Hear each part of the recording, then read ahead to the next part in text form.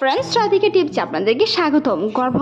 গর্ভপাত হলো ইউপিকিলিডিয়া, অর্থাৎ গর্ভপাত হলো ফিটাস বা ভ্রূণ নিজে নিজে বেঁচে থাকতে সক্ষম হওয়ার আগেই সেটিকে অপসারণ করা অথবা মাতৃগর্ভ থেকে জোরপূর্বক বের করে দিয়ে গর্ভধারণের অবসান ঘটানো। গর্ভপাত কিংবা বাচ্চা নষ্ট করা সেটি ইচ্ছাকৃতভাবে ঘটতে পারে, সেক্ষেত্রে এটিকে প্রায় মিসক্যারেজও বলা হয়ে থাকে। এটি উদ্দেশ্যমূলকভাবে ঘটানো হতে পারে, যে ক্ষেত্রে এটিকে বলা হয় প্রয়োজিত গর্ভপাত। গর্ভপাতের পরিভাষাটি বেশিরভাগ ক্ষেত্রে কোনো মানবীয় গর্ভধারণের প্রচলিত গর্ভপাতকে বোঝায়। ভ্রূণ নিজে নিজে বেঁচে থাকার আগেই, অর্থাৎ বেঁচে থাকতে সক্ষম হওয়ার আগেই তাকে প্রক্রিয়া ঘটানো হয়ে থাকে বা চিকিৎসা বিজ্ঞানের ভাষায় সেটিকে বলা হয় গর্ভাবস্থায় বিলম্বিত অবসান। এখন আসি মূল আলোচনায়। গর্ভস্থ বাচ্চা নষ্ট হওয়ার পর পরবর্তী গর্ভধারণে কিছুটা শারীরিক এবং মানসিক প্রভাব পড়তে পারে, তবে বেশিরভাগ নারী বা বেশিরভাগ মহিলাই সুস্থ ও স্বাভাবিক পরবর্তীতে গর্ভাবস্থায় অনুভব করেন। পূর্বের একটি গর্ভপাতের পর গর্ভবতী অবস্থায় পরবর্তী গর্ভপাতের ঝুঁকি সামান্য বাড়তে পারে, তবে মানসিক স্বাস্থ্যের উপর প্রভাব পড়তে পারে এবং শারীরিক অসুস্থতা, বিশ্রাম ও যত্নের দিকে মনোযোগ দেওয়া খুবই প্রয়োজন। মনে রাখতে হবে সেই সময়টাতে নিজেকে প্রস্তুত করা সবচেয়ে গুরুত্বপূর্ণতা রয়েছে। গর্ভবতী বা গর্ভাবস্থায় সম্ভাব্য প্রভাব পড়ে কিছুটা ঝুঁকি বৃদ্ধি। একটি বা দুটি গর্ভপাতের পর পরবর্তী গর্ভপাতের ঝুঁকি প্রায় 20% পর্যন্ত পড়তে পারে, তবে এটি একটি নির্দিষ্ট কারণ নয় এবং অনেক মহিলারাই পরবর্তী গর্ভাবস্থায় সুস্থ সন্তানের জন্ম দিয়ে থাকে। তবে মানসিক প্রভাবের দিক দিয়ে অবশ্যই খেয়াল রাখতে হবে। গর্ভপাতের পর মহিলাদের মানসিক পরিবর্তন আসতে পারে, যেমন মন খারাপ, মেজাজ খিটখিটে থাকা বা হতাশ লাগা। হরমোনের পরিবর্তনের কারণে এমনটা হতে পারে, তাই এই সময়ে মানসিক সমর্থন এবং নিজেকে সামান্য গুরুত্ব দেওয়া অবশ্যই উচিত। সেই সাথে সাথে পুনরুদ্ধার বা শারীরিক পুনরুদ্ধার গর্ভপাতের পর শরীরের পুনরায় শক্তি সঞ্চয় করতে এবং সুস্থ সময় দেওয়া খুবই জরুরি। পর্যাপ্ত বিশ্রাম নেওয়া এবং নিজের স্বাস্থ্যের প্রতি যত্ন নেওয়া খুবই গুরুত্বপূর্ণ। গর্ভপাতের পর অনেক নারীর শরীর থেকে প্রচুর পরিমাণে ব্লিডিং কিংবা হিমোগ্লোবিন যাওয়ার কারণে তার শরীর অনেকটাই দুর্বল হয়ে পড়ে।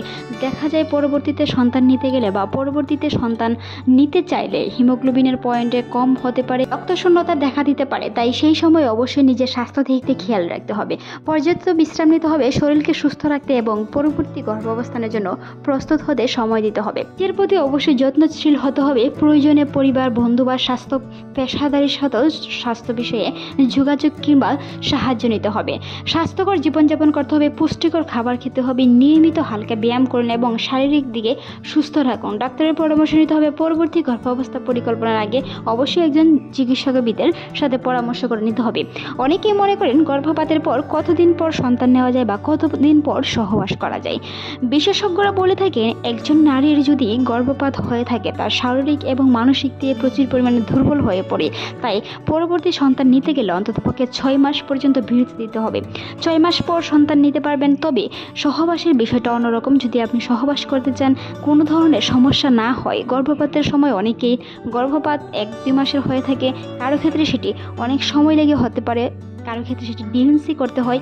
তাই অবশ্যই সেই বিষয়গুলো খেয়াল রাখার বা সেই বিষয়গুলোর উপর ভিত্তি করে আপনার সহবাসের দিন নির্ধারণ করা হয়ে থাকে। তবে বেশিরভাগ ক্ষেত্রেই 3 মাস পর সহবাস করা যায়। তবে সন্তান নিতে গেলে অবশ্যই 6 মাস পর্যন্ত অপেক্ষা করার পর সন্তান পরবর্তীতে নিতে পারবেন। নিজের প্রতি যত্ন নিতে হবে, পুষ্টি সমৃদ্ধ খাবার খেতে হবে যেন পরবর্তী সন্তানের উপর প্রিমেচিউর শিশু কিংবা কম ওজনের শিশু বিশিষ্ট জন্মগ্রহণ না করে।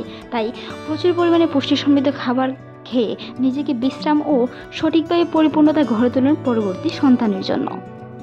সেই সময়টাতে বিভিন্ন হরমোনের সমস্যার কারণে এরকম হয়ে থাকে। বিভিন্ন শারীরিক, মানসিক কিংবা শরীর দুর্বলতার কারণে পরবর্তী সন্তানের উপর প্রভাব ফেলতে পারে। হিমোগ্লোবিন পয়েন্ট কম হতে পারে, শারীরিক ওজন কম হতে পারে। সন্তান নিতে চাইলে পরবর্তীতে ডেলিভারিতে অনেক ধরনের সমস্যা হতে পারে, চুল পড়ে যেতে পারে, বিভিন্ন ধরনের রোগের সম্মুখীন দেখা দিতে পারে, শরীর দুর্বলতা হতে পারে, প্রচুর পরিমাণে খিটখিটে মেজাজ থাকতে পারে। তাই গর্ভধারণের পর বা গর্ভপাতের পর সেই বিষয়গুলো খেয়াল রাখতে হবে। গর্ভধারণ করার পর থেকে নিজেকে শারীরিক এবং মানসিক দিকে প্রস্তুত রাখতে শিখুন। মনে রাখতে হবে শারীরিক এবং মানসিক দিকে প্রস্তুত রাখাই একটি সন্তানের সবচেয়ে বড় লক্ষ্য। সুস্থ মা, সুস্থ সন্তান। গর্ভধারণ করার পরিকল্পনা থাকলে অবশ্যই 3 মাস আগ থেকে ক্যালসিয়াম, ফলিক অ্যাসিড খেতে শুরু করতে হবে। গর্ভধারণের পর থেকেও 3 মাস পর্যন্ত ফলিক অ্যাসিড খেতে হবে। আজকের এই ভিডিওটি এই পর্যন্তই। ভালো লাগলে সাবস্ক্রাইব করবেন, সেই সাথে আপনার মূল্যবান মতামত জানাতে ভুলবেন না। এরকম অসংখ্য ভিডিও আমাদের চ্যানেলে আছে, চাইলে ভিজিট করে আসতে পারেন। এতক্ষণ ভিডিওটি দেখার জন্য অসংখ্য ধন্যবাদ।